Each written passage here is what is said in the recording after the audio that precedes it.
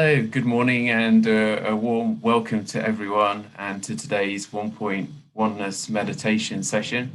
For those of you who are new, very warm welcome.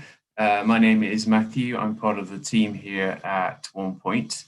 And just a little bit of background on the sessions.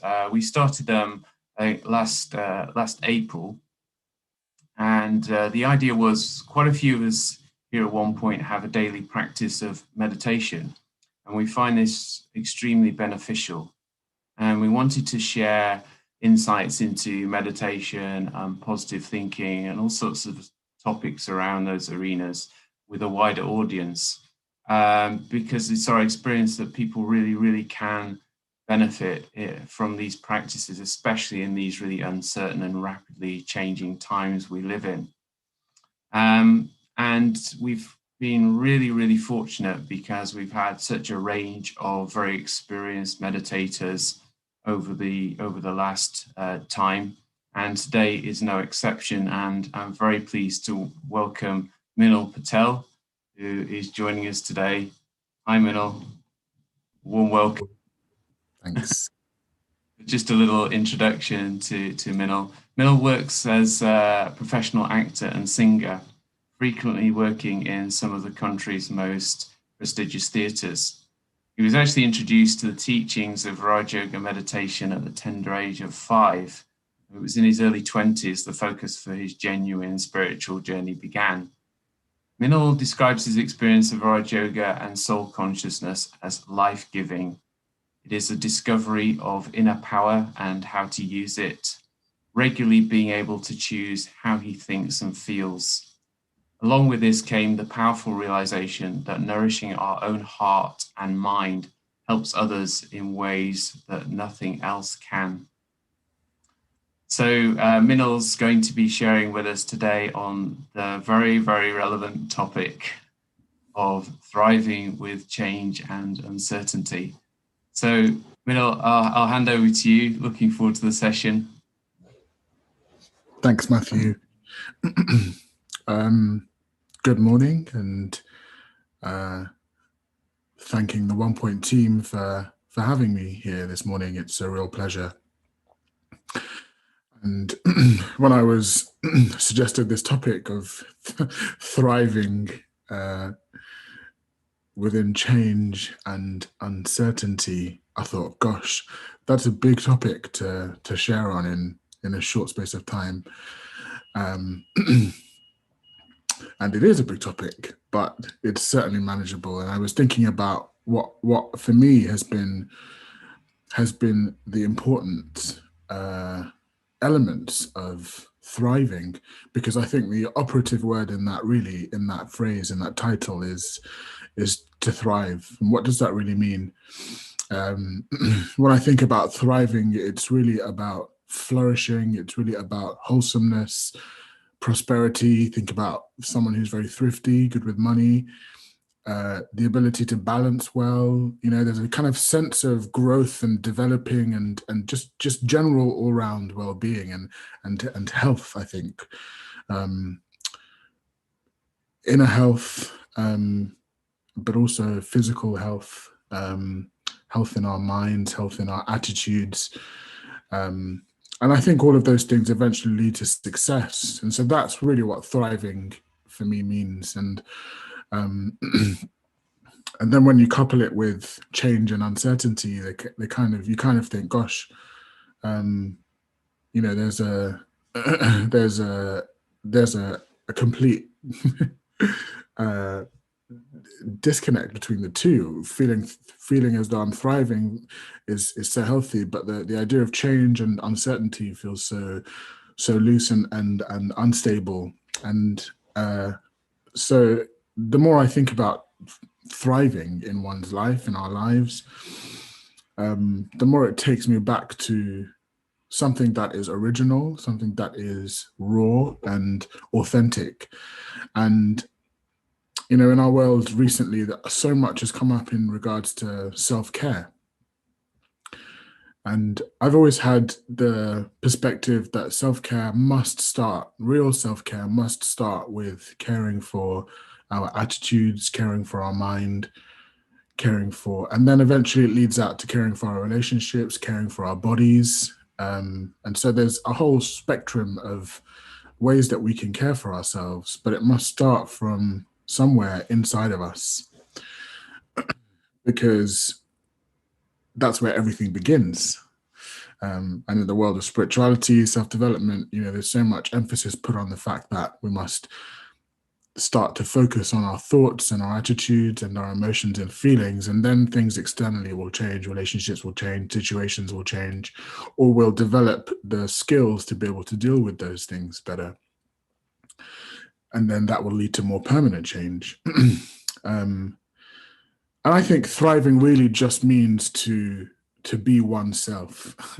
Now, what does that mean? Because everyone says it all the time and we hear it so much, just be yourself. I certainly hear it a lot. And it can be used sometimes maybe with not the greatest intentions, maybe to try and stand out among a crowd, or to feel like, or even to feel like I belong to a certain community. But actually, I think being oneself is much deeper than that and much more subtle than that. I think it's really about connecting with an authenticity that is almost unconscious to myself, and the more I think about that, the more you start to realize that actually perhaps the difference between thriving and coping is huge, because I think a lot of the time, for a lot of us, we tend to cope a lot, and we've developed such incredible coping mechanisms for all of the unsightly things that we have in our lives and in the world. I'm finding now, I don't know about you, but I'm finding recently that watching the news is just becoming more and more unbearable, because so much of it is triggering, so much of it is upsetting news.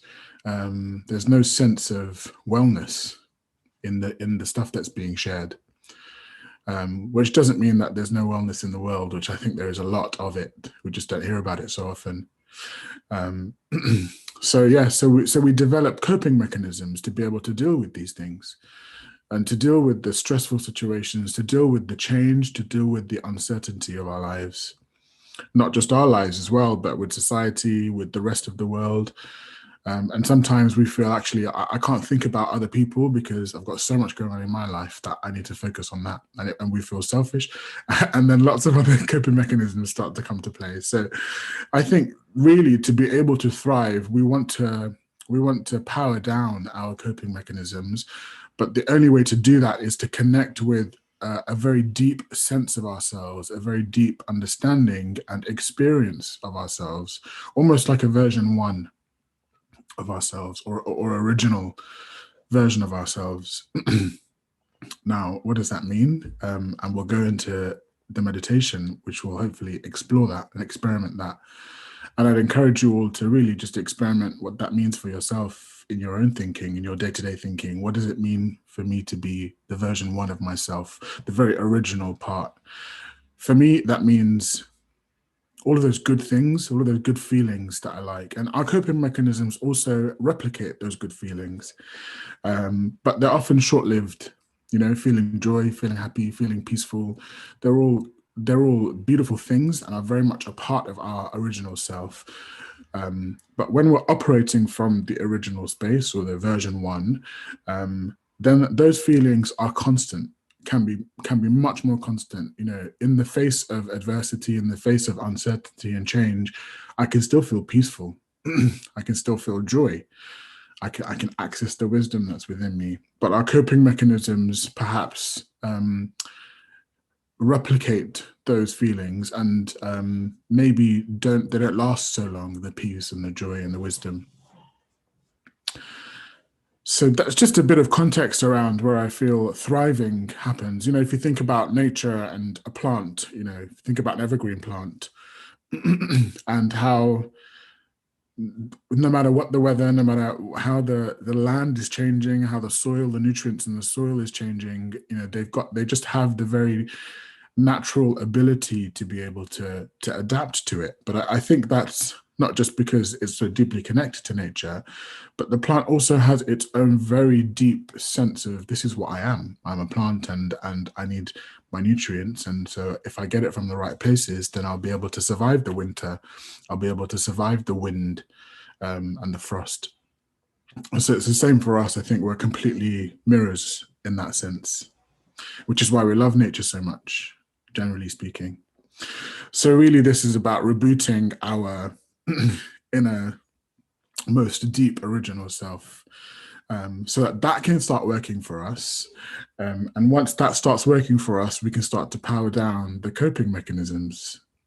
And we probably all have had experiences of this if we've been on some sort of spiritual or conscious journey to be able to change something in our lives. It's an ability to change, really. And we find better ways of coping. And I think when we find a way of coping that is sustainable, then I feel we're really operating from our original self. Let's think about the last year, for example. How easy has it been for me to adapt and change to the circumstances? Perhaps we've clicked into coping mechanisms. I must say also that these coping mechanisms are not a negative thing, but it's just that there is a part of us that is more sustainable, and that makes us feel as though we're thriving, we're flourishing, we feel prosperous in the midst of situations that are not so easy.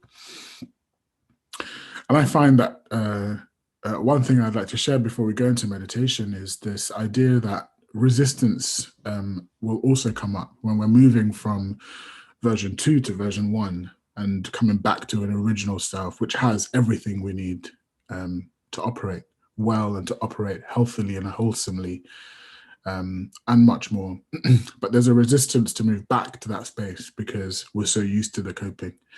And that's very natural. It's just a part of the process of changing. So I think it's important for us to acknowledge that the resistance is always going to be there, and it's not a signal to stop moving back to original, but it will help us to get there. And so for me, they're kind of 3 steps in a way to move back into the original. The first one is to acknowledge and accept that there is a deeper goodness within us, that the innate goodness, the version 1 is better than version 2, or the coping mechanisms. And then we have to experience it. So that's the second step. If we're not experiencing it and we only have an intellectual perspective on that, then we will never change. We'll never be able to access that. And then finally, it's about, after we've experienced, understood and experienced, then it's about paying attention to what in my life takes me away from being version 1. So let's go into the meditation, and just invite you to take a few deep breaths. And it's completely up to you. It's the morning time, so completely up to you how you, I will share a visual on the screen that you can just focus on, or you can feel free to close your eyes, whichever feels comfortable. And just take a few deep breaths and allow yourself to really sink into the chair that you're sat in, or however you're positioned. Just allow your body to relax. Maybe uncross your legs, unclasp your hands. I often like to say, maybe take a few deep sighs of relief, and then we really relax naturally.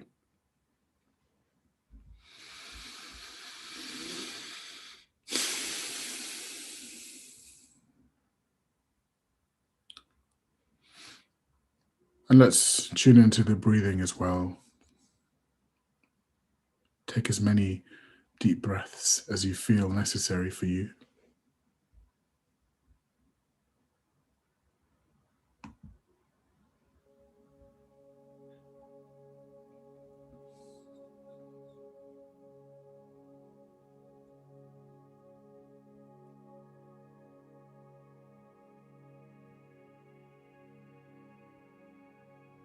It's amazing what a sigh of relief can do to bring us back to a very original place. And as we're breathing in and out, just observe the breath, very naturally flowing.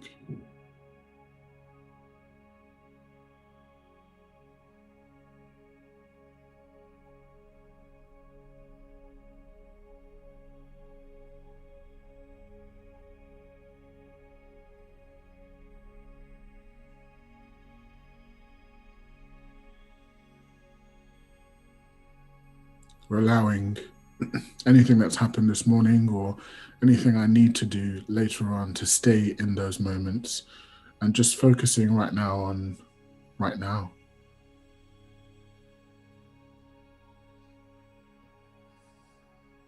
And perhaps underneath the inhale and the exhale,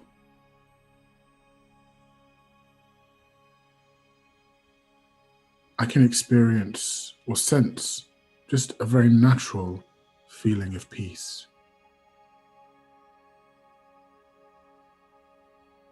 Perhaps it's in my body, perhaps it's in my chest, in my heart, in my throat. I may be able to sense that feeling of peace in my body somewhere, or it's just an experience. Can I touch base with that very subtle power of peace just working away, just operating underneath the breathing, underneath the breath?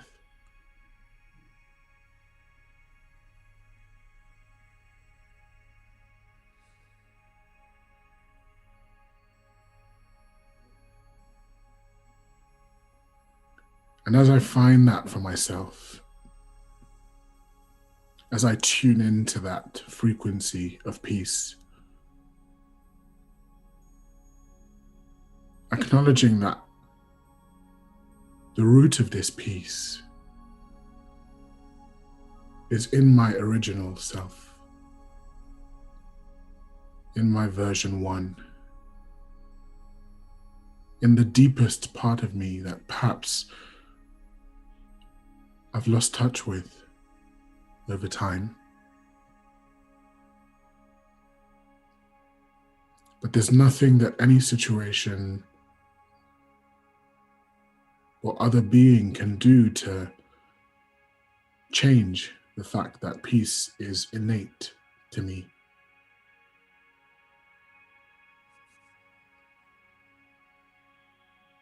That something as simple as relaxing and taking a few deep breaths allows us to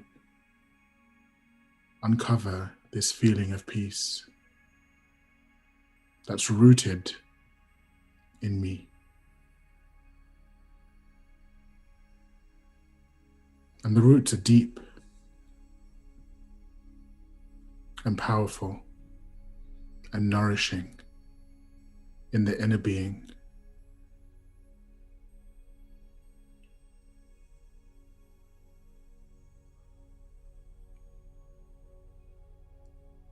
And so perhaps I choose to enjoy the peace for a few moments.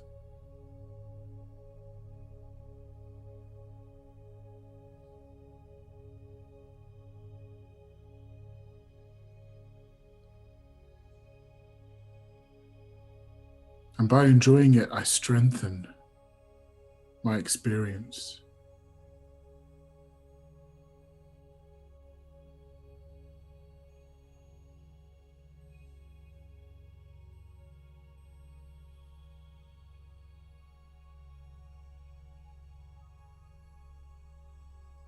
Perhaps even reflecting on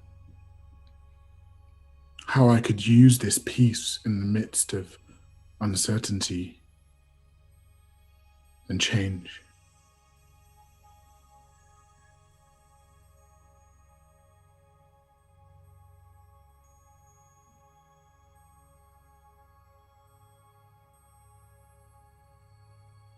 Reflecting on the fact that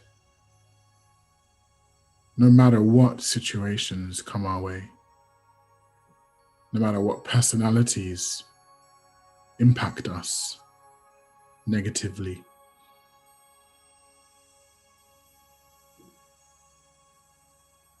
That if I just tune into this power of peace, this version one of me, this original, authentic, raw self, that I'm able to perhaps make the right decisions, perhaps go with the change instead of resisting it.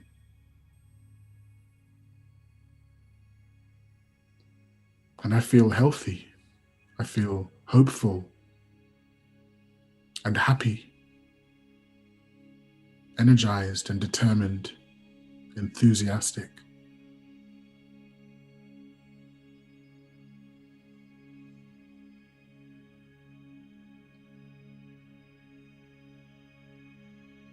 And so it's not an intellectual approach to change or uncertainty, but it's rooted in goodness. I feel genuinely empowered.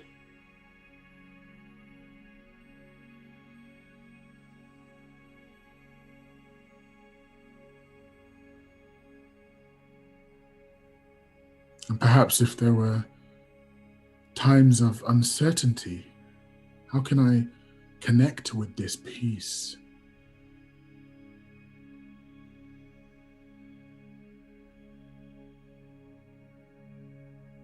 This peace becomes a power.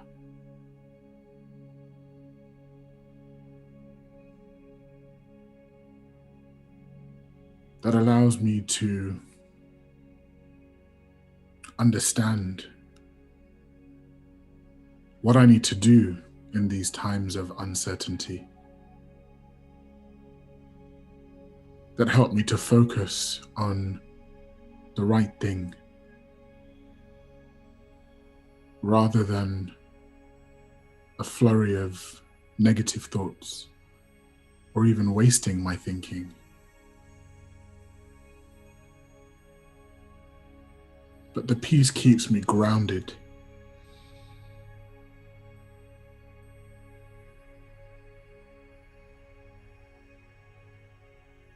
They say that peace is the sibling of happiness. And so wherever there is peace, there is happiness. And so again, tuning into this frequency of happiness, this deep vibration, like a piece of music playing constantly and beautifully at the very core of me.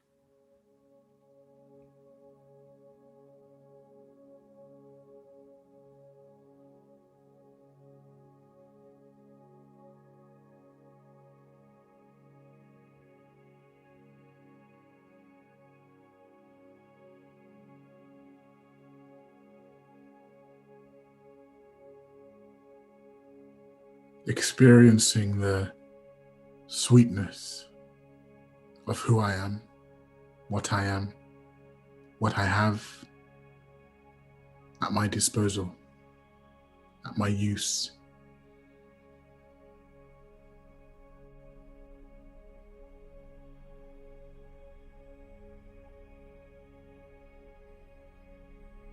That nobody could give me this. But there are people and other beings that can ignite it in me. That can remind me that I have these qualities.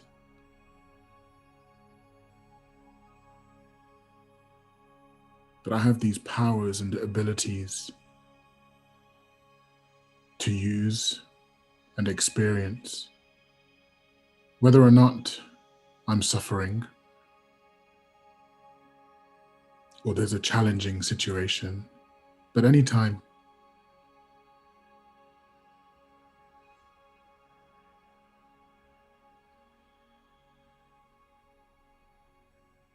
So as I understand and reflect on this original self, this raw, authentic, peaceful, powerful, wise being,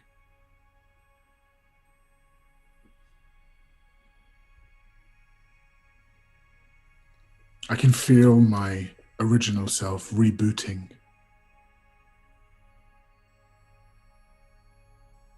And each time I come back to this place, this feeling, this experience, that I need to reboot and keep rebooting, because very naturally I'll lose touch with this original self because we're so used to coping instead of thriving. So taking a break every so often to reboot the original self.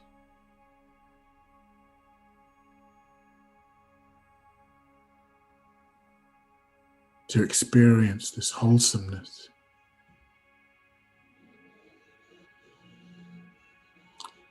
And allow the energy of a divine being to help the reboot, to boost the reboot.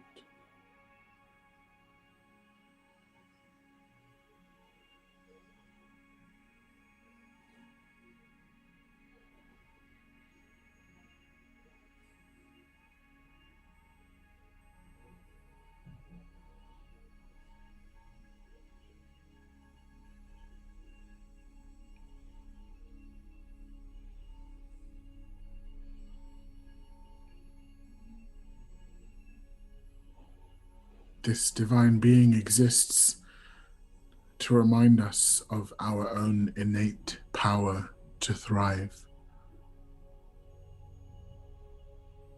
Connecting like a plug.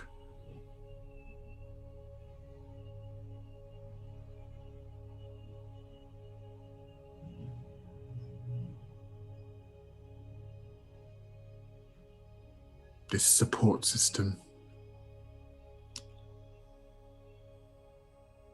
This well of goodness supports me.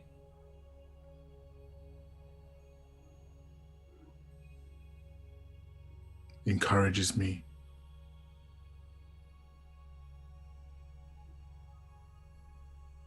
Has good feelings for me to be able to achieve this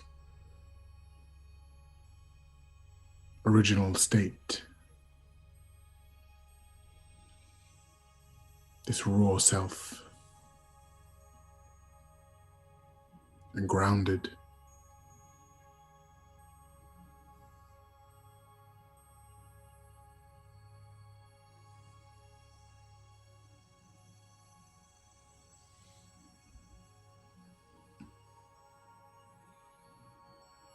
And so with this experience in mind,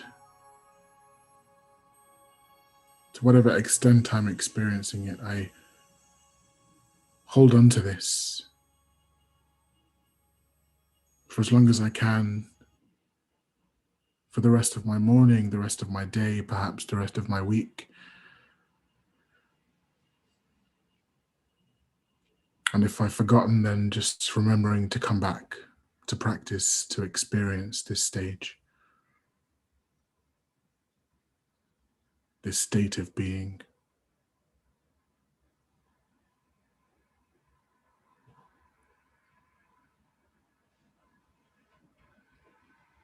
And when you're ready, just feel free to open your eyes if they're closed and just reconnect with the area, the space around you and this moment. Thank you very much.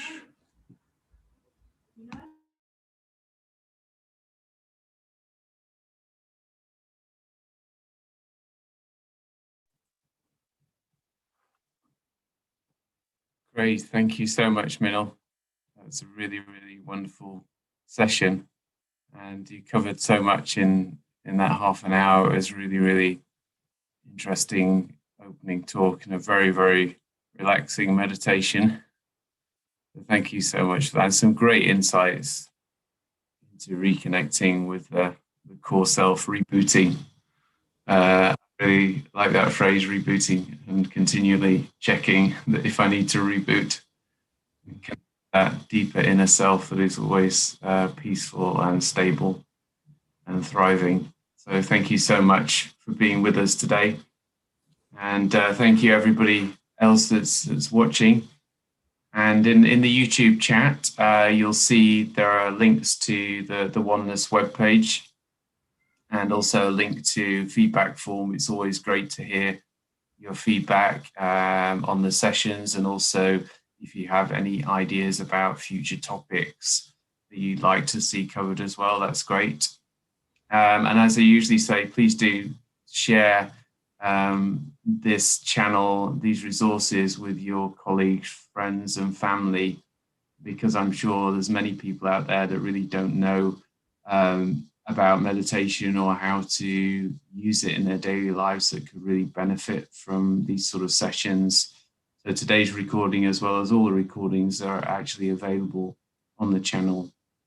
So thanks again to Minal. And next week, we'll be joined by Mani, who's covering a topic, an attitude of gratitude. So we'll look forward to that one. In the meantime, have a great day and great weekend, and we'll see you all soon.